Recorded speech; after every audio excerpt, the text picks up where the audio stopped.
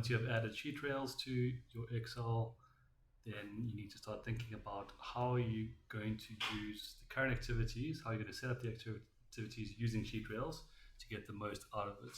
So essentially, you need to think about your spreadsheets as a group of collaborations with other individuals. If you're not collaborating with other individuals, then SheetRails is not for you. But this is best used in a situation where you have multiple collaborations, you don't want to have finger error issues, and you want to have proper control over your master spreadsheet. So if we were to look at that at a high level, like something like this, so this is this workbook. It's a group financial sheet. We are consolidating various financials from a couple of subsidiaries, got the Brazilian, North American, and another subsidiary that all the actuals get input by the various regional accountants. They come into the spreadsheet. We get the group financials that get sent off to the C-suite, possibly directly to the investors.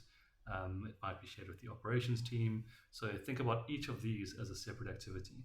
So now, if we were just to speak to getting actual data from Brazil, so that might be the first activity that we want to set up. And this is going to be shared with Diego, and we put in his email address. Don't put any commas or anything in between. Put a new line after each email address. So you can have multiple people that this is shared with. Maybe it's shared with Diego. Maybe there are two financial controllers or accountants in that country. So I'm sharing it with Diego and Lee. Then we say, okay, this is for Brazil. So we want to share. You can either click along the bottom here, or you can see those same tabs are shown along the side, the top over here. So you'll see the tabs are there. So we want to share the Brazil tab with Diego. We want to share this specific area with him. There might be sensitive information over here, or there might be scribblings that you don't want him to see. So he would only see this range. And then we can choose the different areas that we want them to see. So just hold down control and choose the two different areas. You see it fills in over here, the two different areas.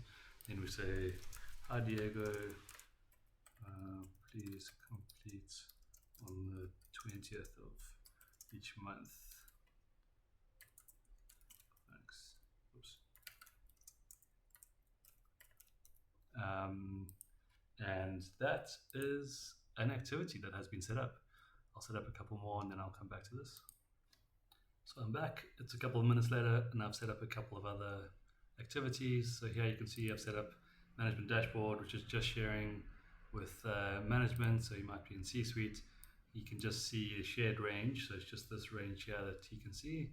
You can't see any of this that's written at the bottom.